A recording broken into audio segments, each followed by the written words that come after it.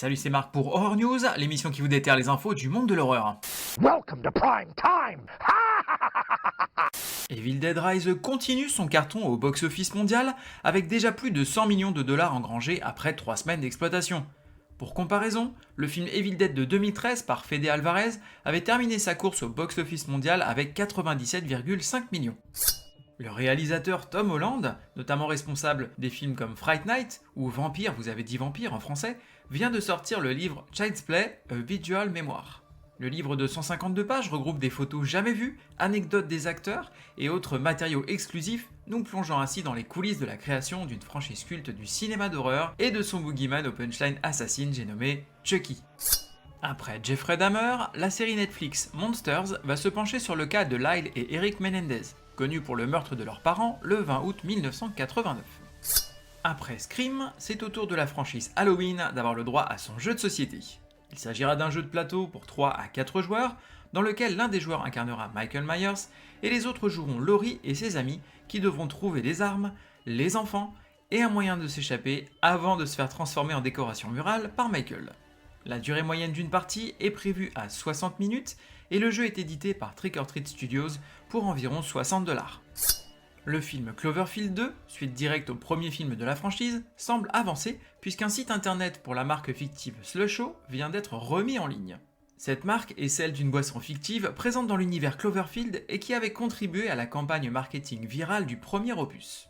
Rappelons-nous que les suites partaient toutes sur des histoires bien distinctes les unes des autres et que le dernier date de 2018. Oyez oyez, chers créatifs et écrivains! La fondation George A. Romero et Bloody Disgusting cherche des aspirants auteurs pour créer des histoires dans l'esprit de Monsieur Romero pour le projet d'audio stories The Dead, dont je vous ai parlé il y a quelques épisodes. Le projet est de créer une série d'audio stories centrée sur des personnages inédits et survivants d'une épidémie zombie. Les auteurs retenus auront entre autres l'opportunité d'écrire pour la série et de suivre un mentorat d'écriture. Pour en savoir plus, rendez-vous avant le 17 mai sur le site pitchthedead.com. Le compositeur de musique de film Danny Elfman, notamment connu pour avoir fait la BO de Spider-Man de Sam Raimi, annonce qu'il reviendrait pour travailler sur la suite du classique de 1988, Beetlejuice. Après des décennies de rumeurs quant à cette potentielle suite, il semblerait que cette fois soit la bonne, puisqu'on a appris qu'il y a peu que l'actrice Jenna Ortega rejoignait Michael Keaton au casting, et que Tim Burton devrait en reprendre la réalisation. Aucune info cependant sur un éventuel retour de Winona Ryder dans son rôle de Lydia. Restons du côté des suites, puisqu'une suite au classique de 1999, le projet Blair Witch, devrait voir le jour.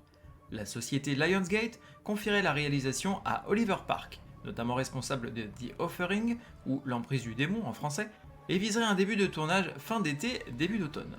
Alors je sais pas si vous avez vu le film L'Emprise du démon, mais c'était pas vraiment une réussite, donc espérons qu'il fasse mieux avec la suite de Blair Witch. La société NECA devrait nous proposer cette année une nouvelle figurine dans l'univers de l'immense classique The Thing. Oui, je sais pas si ça s'entend, mais j'adore ce film.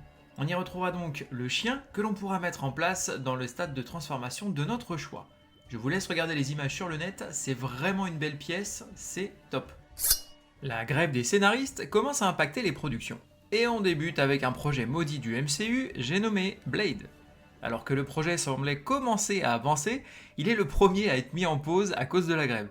Espérons qu'on verra un jour ce film se concrétiser et que les acteurs annoncés au casting pourront participer au projet comme prévu. J'ai vu l'exorciste 2747 fois, à chaque fois je me marre comme un bossu. Côté cinéma, cette semaine on va avoir L'exorciste du Vatican, inspiré des véritables archives du père Gabriel Amorth, exorciste en chef du Vatican. Le père Amorth enquête suite à la découverte terrifiante d'un jeune garçon possédé.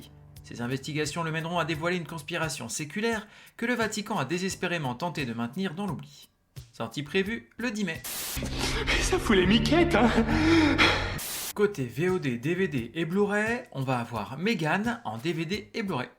Une brillante roboticienne travaillant pour une entreprise de jouets conçoit Megan, une cyberpoupée dirigée par une IA et programmée pour être la compagne idéale des enfants et l'allié des parents. Mais Megan va démontrer un comportement de plus en plus étrange et inquiétant. Sortie prévue le 10 mai. Organ Trail en VOD. Au cœur d'un hiver rude du Montana dans les années 1870. La jeune et esseulée Abigail Archer lutte pour sa vie et pour récupérer son seul bien terrestre, le cheval de sa famille, auprès d'une bande de bandits assoiffés de sang. sortie prévue le 12 mai. Beaucoup de fusils, fiston. Côté streaming, on va avoir Poison for the Fairies sur Shudder. Une fille de 10 ans convainc un camarade de classe solitaire qu'elle est une sorcière, forçant l'enfant à devenir son assistante. Bien que leur jeu soit initialement plutôt naïf, ils prennent progressivement une tournure méchante et violente. Sortie prévue le 8 mai. Plus sombre que la nuit, sur Shudder. 4 jolies femmes emménagent dans une vieille maison, héritée par la tante de l'une d'entre elles, et sont témoins de choses étranges. Sortie prévue le 8 mai. Wezera, de Bone Woman, sur Shudder.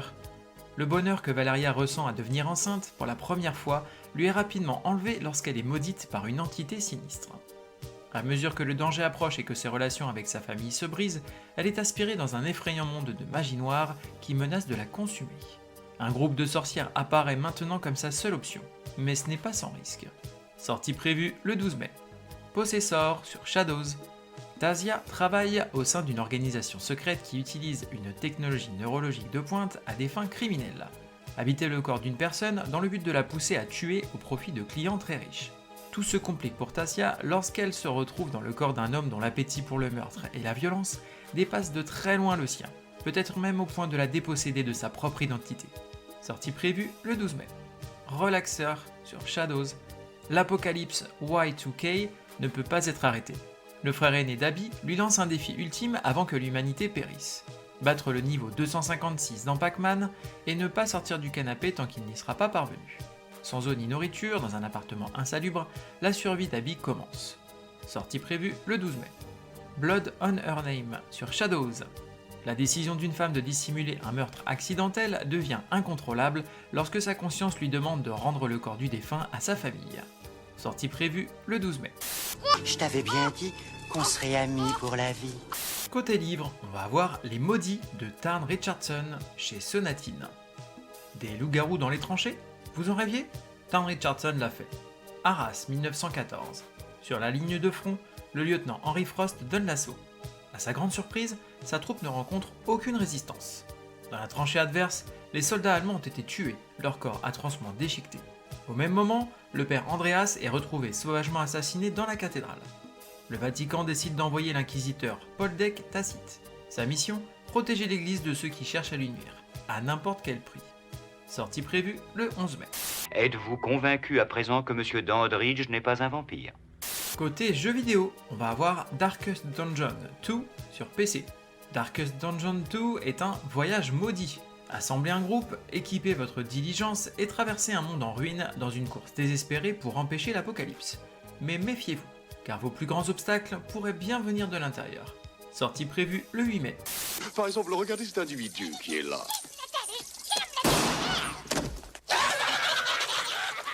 Et cette semaine, un événement à signaler avec le festival Cinéma Interdit. Le youtubeur As d'Épouvantail, en partenariat avec la plateforme de streaming Shadows, vous invite à venir découvrir des films d'horreur indépendants, méconnus, extrêmes, parfois déviants, et ayant connu des difficultés de distribution d'une façon ou d'une autre. Certains de ces films ne seront peut-être plus jamais diffusés en France, voire en Europe. Cela se déroule donc ce week-end, du 12 au 14 mai, au Club de l'Étoile à Paris. Le saviez-tu? Dans le projet Blair Witch, quand les acteurs interviewent les locaux, ils ne savent pas que ceux-ci sont briefés par les réalisateurs. Leur réaction est donc réelle. Quand les acteurs dorment dans la tente et que soudainement elles se mettent à bouger, ils n'étaient pas prévenus, car c'est le réalisateur qui a décidé de leur faire peur.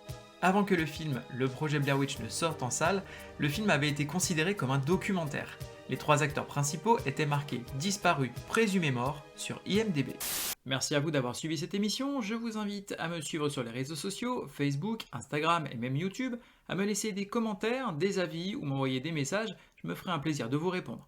Vous pouvez également vous abonner et mettre des avis ainsi qu'une note sur les différentes plateformes de podcast, que ce soit Apple, Spotify, Deezer, Google Podcast, afin de m'encourager et d'aider à faire connaître le podcast. Il ne me reste plus qu'à vous souhaiter bonne semaine et bon frisson.